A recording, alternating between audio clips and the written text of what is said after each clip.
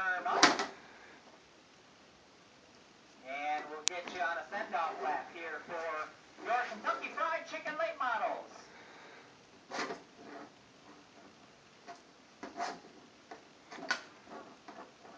What's that? Claims Jerry Hunt bought the 04 of Aaron Raby. All right, it's the send-off lap, ladies and gentlemen. Wave your programs, your hats, your sunglasses, your cell phones, whatever you got. Show some love for your favorite Kentucky Fried Chicken late model drivers. Be interesting to see what piece of real estate these drivers fight for here on this first lap. Turn 1 has been very treacherous the last few weeks in our Kentucky Fried Chicken late model features. We'll see what happens as Haney and Kurt Messman bring this field down to the green flag. Here we go! Green flag in the field already battling for position. 3 wide for 4th. Right now, Dusen, Vanderveen, and Scott Baker. Baker on the high side. Baker's going to take that 4th spot away. Ryan Vanderveen, meanwhile, up front, Haney and the number 66 of Messman side by side across the line. Well, I'm thinking these drivers like all moves.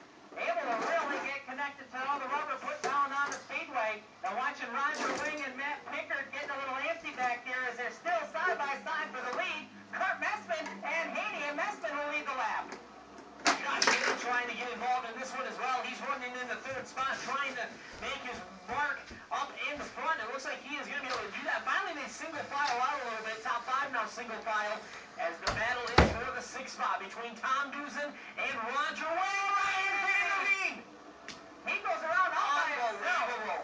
All by himself, but at turn number 4, the back end gets loosed on the 23V, and he slid across traffic. Haney will be on the inside of that 2nd row in 2nd. 3rd place to Josh Knoll. 4th to Scott Baker. 5th to Tom Dusen. 6th to Roger Wing. 7th to Keith Getz. 8th to Matt Pickard. 9th to Kyle Boardman. And 10th to the 85 of Mark Anderson. 11th, Justin McNeil. That's Nugent, Vanderveen, Reese, Carmen, Lionel Andre, Ryan Vanderveen. 3 laps down in this 3-lap feature event for the Kentucky Fried Chicken late models. They dive into turns 1 and 2, almost fan out pretty wide. Kurt Messman again leads them down. Knoll has taken over that 2nd spot. Haney back to 3rd. First side-by-side battle, Tom Dusen and the 13 of Scott Baker. Now it's the side-by-side battle for the lead.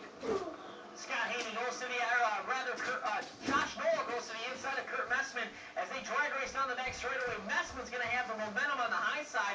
He will lead the field into turn number 1. Knoll down on the bottom trying to make it work. They're side-by-side off the corner. Well, this is the most impressive Josh Knoll has looked in his short time here at the Crystal Motorspeedway. Got it a bit too loose in the center of 1 and 2. A bunch of drivers actually drove it in just a touch too far going through the south end of the turns. Even Tom Dusen, one of those that really got loose.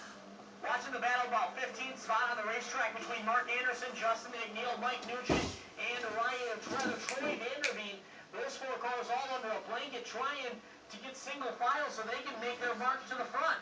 Oh, Kurt Messman tight and forward. Did you see that, Trevor? Yeah, absolutely. The nose of that car pushed right up to the top of the track. What, Dad? And there's your change for the lead right there in turn number 2. Josh Knoll has taken over the lead. Messman back to 2nd. Haney 3rd. Baker 4th. And here comes Roger Wing. Roger Wing out of Middleton, Michigan, starting to make his march to the front. It was a matter of time before the Michigan Motorsports Hall of Famer started to pick cars off, but he is right behind Scott Baker. Baker himself having a good run in the 4th spot right now, right behind the number 14 of Scott Haney in 4th. Tom Dusen trying to work his way back into the top 5. He looked underneath Roger Wing out of turn number 4. Wing goes right up to the top of the speedway. Room for Dusen to take a look at the bottom, but he's not going to win that drag race, although he may try to outbreak Roger Wing going into the corner. Wing way up on the top side. He'll fall back to 6th. Nice pass by Tom Dusen. He got it into the corner on the low side.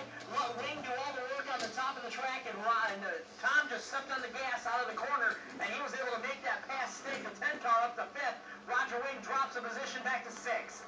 Josh Knoll looking for his first ever Crystal Motorspeedway feature win, and he's looking impressive here in the first half of this feature event. He's got a good 10-car length advantage before you get back to Kurt Messman in that battle with Scott Haney for 2nd. Scott Haney right now running in the 3rd spot. He's going to have his hands full with Scott Baker. Baker starting to reel in the number 14 of Haney. Tom Dusen in the 5th spot. Those top 5 are starting to drive away starting to separate from Roger Wing in the yellow 55W. Yeah, Roger seems to be searching for the best place around the speedway. Very rare that you see the 55 being left behind. Yes, he is leading that second group of cars with Kyle Boardman, Keith Kent, Matt Pickard, and Mark Anderson in that group in the top 10. Here's something I'm noticing, Roger. We're almost to the halfway point in this feature event, and all of the field is still within a straightaway and a half of the rest of the field. Usually by this time we're in the lap traffic, and that's not the case. You see good battles going on all the way back with Carmen and Vanderveen. Yeah, everyone with an opportunity to move their way through. Wow, watching Troy Vanderveen really work. Oh, Roger Wing off the track in turns 1 and 2. Wing trying to get back on the speedway. He's going to fall well outside the top 10. Oh, Roger Wing now backed into a corner. Let's see how he handles this one. I'm sure he's going to start to make his move now. He's going to have to force his hand a little bit. He's got a lot of work to do and not a lot of time to do it in, as now he is about a half a track behind your leader, Josh Knoll, who himself has about 10 car lengths over the number 66 of Kurt Messman. Well, looking at the point standings right now, Roger Wing only has a 4-point advantage over Matt Pickard, and he is definitely more than 4 positions behind the blue number 55 of Matt Pickard on the speedway. So if he cannot get within those 4 positions, we could have a new points leader before the end of tonight. Watching him, he really is struggling. It looks like he completely expected a different type of track than what's on there. Wow, Vanderveen has that car way up in the air. I think something broke on the rear end. The rear end's broken on that 23. Yeah. Look how it's hitting. Troy Vanderveen makes his way off the track. One more Vanderveen car left in this race. Josh Knoll got the biggest lead he's had all day, and he's got 10 laps to go to capture his first ever Crystal Motor Speedway late model victory. Josh Knoll heads through turns 1 and 2, all alone out front. Messman second, third place to Scott Haney. Mickey Carmen Jr. down to the bottom of the track. Nice job by Carmen to keep the show moving. He is off the pace, and he'll make his way to the infield. Well, I don't think it looks like Ryan Vanderveen out of this one as well as the other 23 pulls his way to the pit area. I don't think Josh Knoll is going to have to worry about lap traffic. And really, the first one that would be a lap down would be Roger Wing. He's a half lap behind your race leader. Very strange, because the track still looks fast. I mean, it does. They're still making good laps. And usually it's Roger Wing, yeah. I wonder if something's gone wrong on that car, and he's just trying to wheel it home and get a finish. Right now, he is exactly 4 positions behind Matt Pickard. Good. Only side-by-side battles way deep. Tom Newson making a move for third on Scott Haney as he goes to the low side. Haney up on top, as well as Kyle Boardman. So with 5 laps or so left, these guys are getting racy. Tom Newson completes that pass down the front straightaway from the bottom. And he has Kurt Messman in his sights. As Kurt right now sits second as they get the 5 lap to go sign. 5 to go for your leader, Josh Knoll, as he heads through turns 1 and 2.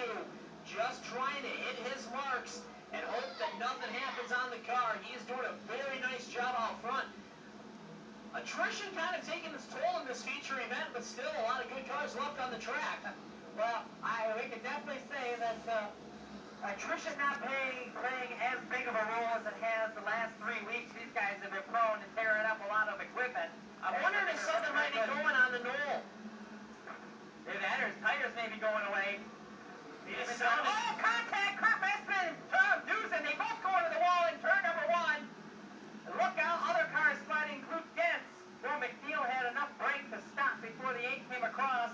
Not the caution that Josh Knoll wanted. Well, you know what? If he was starting to lose his tires, maybe it's not a bad thing for him to lose the tires. No, well, another thing is if the tires got real sticky in this caution lap, they might gum over and he might lose everything he has.